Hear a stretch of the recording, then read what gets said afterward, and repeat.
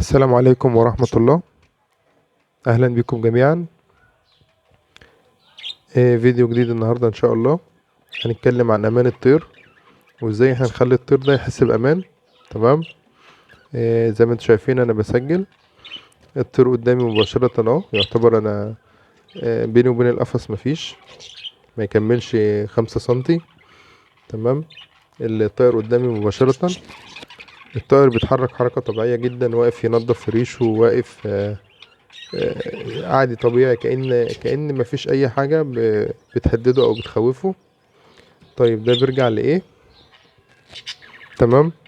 ازاي انا اوصل الطير ان هو يبقى حاسس بالامان كده وانا موجود، ما يخافش مني، سواء انا بقدم اكل، سواء انا بنضف، سواء كل ده. تمام. لا، الطير كمان بيلعب معايا وبيتكلم معايا اهو. الطير اهو. ازاي بقى انا اوصل الطير لكده؟ امان الطير ده بيبقى كذا حاجة. تمام. متعلقة بتصرفاتي، متعلقة بطريقتي في التربية. تمام. انا لو اتبعت الكام حاجة دول ان شاء الله الطير هيبدأ يحس بالامان. اول حاجة بتبدأ تحسس الطير بالامان، تمام، هي التغذية. تمام. الطير لما بيبقى حاسس بالامان ان هو هيتقدم له التغذية المناسبة، ما يبقاش خايف بقى خلاص. تمام. طبعا من طريقة الاكل ومن طريقة الاكل اللي انت بتقدمه، الطير بيبدأ يحس ان انت بتهتم بيه. الطير يعني زي الطفل كده، بتبقى من اكتر الحاجات اللي بتفرحه ان انت تقدم له اكل هو بيحبه. تمام. الطيور قدامي يعني ما شاء الله طبيعية جدا. آه، ازاي انا اقدر اوصل الطير بقى ان الكاميرا تبقى ملامسة للقفص، وان الطيور بتتحرك قدامي طبيعي كأن مفيش اي حاجة غريبة كده؟ هو ده موضوع حلقتنا النهاردة، اللي هو امان الطيور او ازاي الطير يحس بالامان. انا بعد ما قدمت له التغذية المناسبة، لازم الطير اصلا يبقى في مكان ثابت، في مكان عالي. تمام. آه، وجود الطير في مكان ثابت ده حاجة مهمة جدا جدا. لازم الطير ما شاء الله يبقى موجود في مكان ثابت. القفص ما يبقاش متحرك، يعني القفص يبقى ثابت معايا. تمام. يبقى مسامير زي ما انتم شايفينها كده. المسامير دي بتبقى شايله القفص كويس، القفص ما يتحركش من الطير، عشان الطير يحس ان هو بيته ثابت. تمام.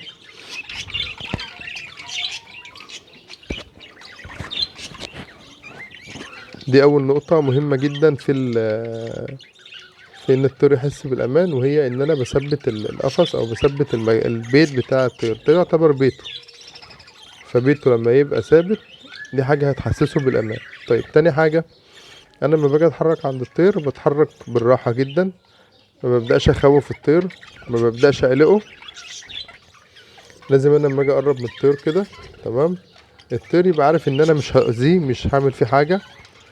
لازم الطير يحس ان انا فعلا انا اللي بقدم له الحاجه اللي هو محتاجها.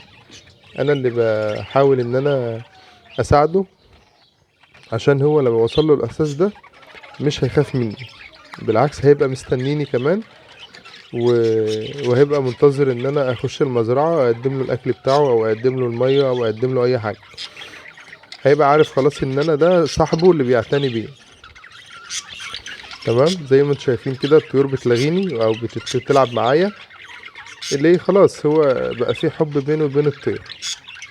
طيب حاجه كمان برضو بتخلي الطير يحس بالامان، ان الطير لما بيبقى جنبه ازواج تانية، او في مطار زي كده ما شاء الله، ده حاجة بتحسس الطير ان هو في مجتمع خاص بيه.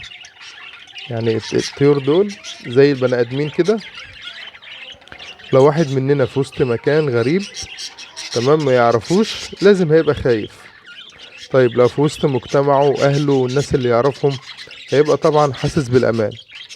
فلما بيبقى الطير زوج بس كده لوحده في مكان، وشايف قدامه حركة كتير او ناس كتير بتتحرك، او حاجة بتقع، حاجة بتتشال، حاجة بتتدق، الكلام ده كله، كل ده ما بيحسسش طبعا الطائر بالامان. لا، الطائر لما يبقى في مكان خاص بيه، عارف ان ده مجتمعه، كل اللي جنبه عبارة عن طيور، تمام، اقفاص جنب بعضها كده ما شاء الله. طيب هو الطير لما يلاقي ان هو جنبه طيور برضه، وجنبه نفس جنسه او نفس نوعه، تمام، هيبدأ يحس بالامان. تمام، هيبدأ يحس ان هو مش في مكان غريب. تمام. الطيور بتشجع بعضها، بتشجع بعضها ان هي تنتج، بتشجع بعضها ان هي تتزاوج، بتشجع بعضها ان هي تاكل. انت لو جبت طير جديد وحطيته في وسط طيور، هيبدأ ياكل على طول وهيبدأ ياخد على المكان على طول، غير ما تجيب طير وتحطه لوحده في قفص مثلا مفيش جنبه اي طيور، هيفضل خايف منك يوم واتنين وتلاتة، لانه حاسس ان هو في مكان غريب. تمام، ما شاء الله. نتفرج على طيور الرينبو.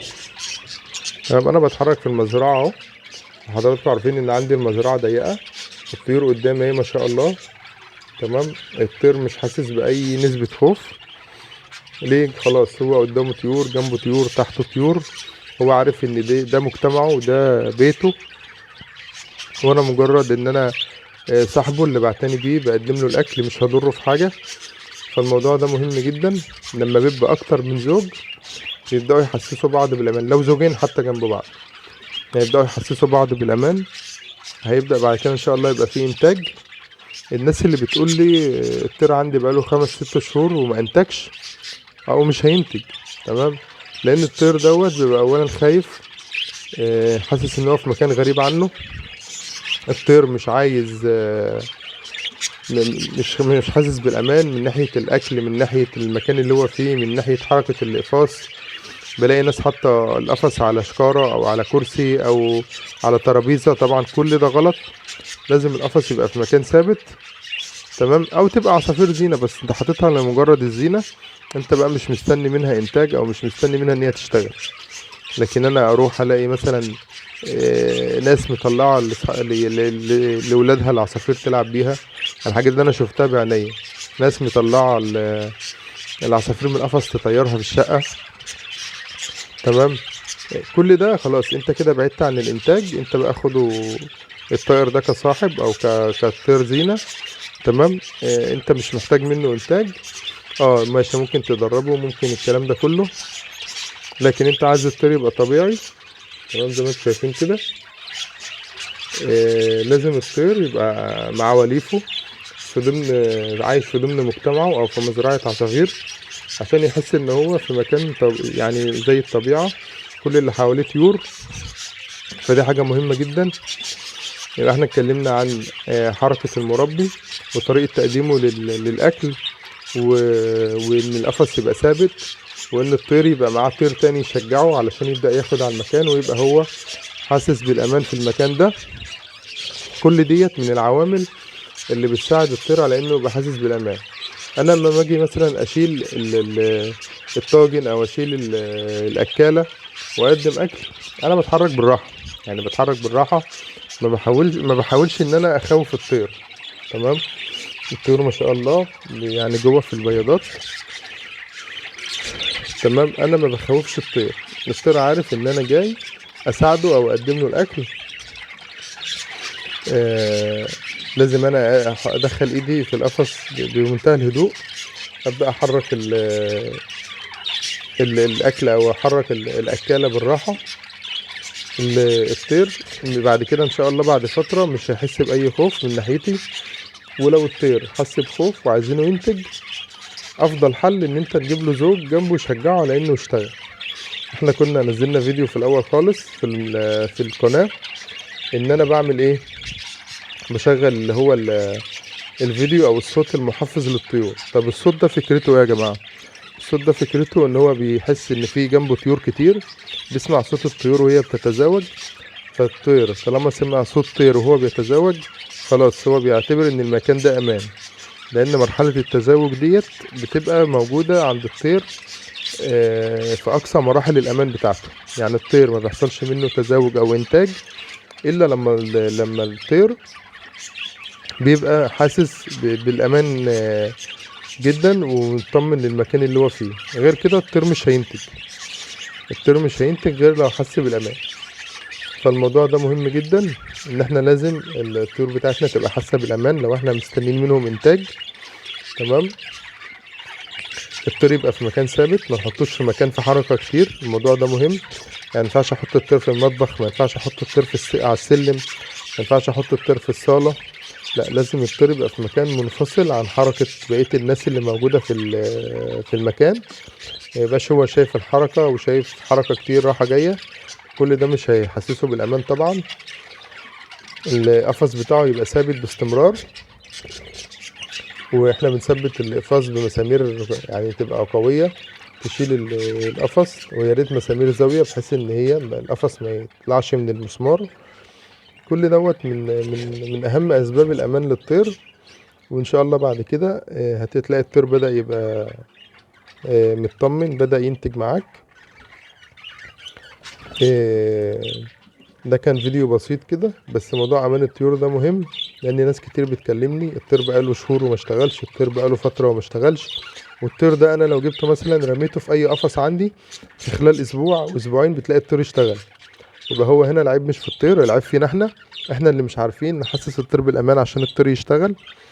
فدي من اهم الاسباب اللي انا كنت شايفها لازم كل واحد فينا يبقى عارفها، لان الناس لما بتغفل عنها نبدأ بعد كده ما يحصلش انتاج. ممكن كمان الطير من الخوف تلاقي الطير واقف كاشش، الطير واقف آه، خايف يتحرك، خايف ان هو يطلع اي صوت، يصدر اي صوت، لان هو مش حاسس بامان في المكان اللي حواليه عموما. من الحاجات برضو اللي بتخلي الطير ما يحسش بالامان الحشرات، القوارض. تمام، الحشرات اللي هي الكبيرة او القوارض زي الفئران او العرس او السحالي او الكلام ده كله. طبعا ده بيمنع الطير ان هو يحس بالامان، الطير دايما بيبقى خايف. ممكن تلاقي فجأة انتايه كسرت بيضها، تلاقي انتايه موتت زغاليلها، ده بيبقى راجع لان هي خايفة عليهم من الحشرات دي. فلازم احنا لما نيجي نختار مكان برضو ان احنا نربي فيه الطير، يبقى المكان ده امان بالنسبة للطير، ما يبقاش فيه قوارض، ما يبقاش فيه فئران، ما يبقاش فيه حشرات. لازم الطير يحس ان هو مطمن للمكان او المنطقة اللي هو موجود فيها عموما، من الناس، من الحيوانات، من الحشرات. تمام، اصوات الكلاب، الحيوانات، الطيور المفترسة. لو هو في بلكونة لازم يبقى في امان برضو من الطيور المفترسة. كل دي اسباب بتساعد على ان الطير يحس بالامان. ده كان فيديو بسيط كده، يا رب تكونوا استفدتوا منه، وان شاء الله يعني نتلافى الاخطاء دي باذن الله، وهنلاقي ان شاء الله ان الطير بدأ ينتج. لو مفيش امكانية ان انا اجيب زوج تاني، يبقى انا كل يوم اشغل الفيديو بتاع تحفيز الطيور ده. لو هشغله بس 5 دقايق في الصباح او الصبح بدري، هيفرق مع الطير ان شاء الله. هيبدأ الطير يحس بالامان، هيحس ان في عصافير حواليه، هيفرق معاه ان شاء الله. بعد كده هتلاقيه بدأ ياخد على المكان، بدأ يتزوج، وخلاص هيبقى المكان بتاعه طالما بقية الاسباب متوفرة. وهتلاقي الطير بقى زي الفل معاك وبدأ ينتج، والدنيا تبقى تمام بإذن الله. والسلام عليكم ورحمة الله.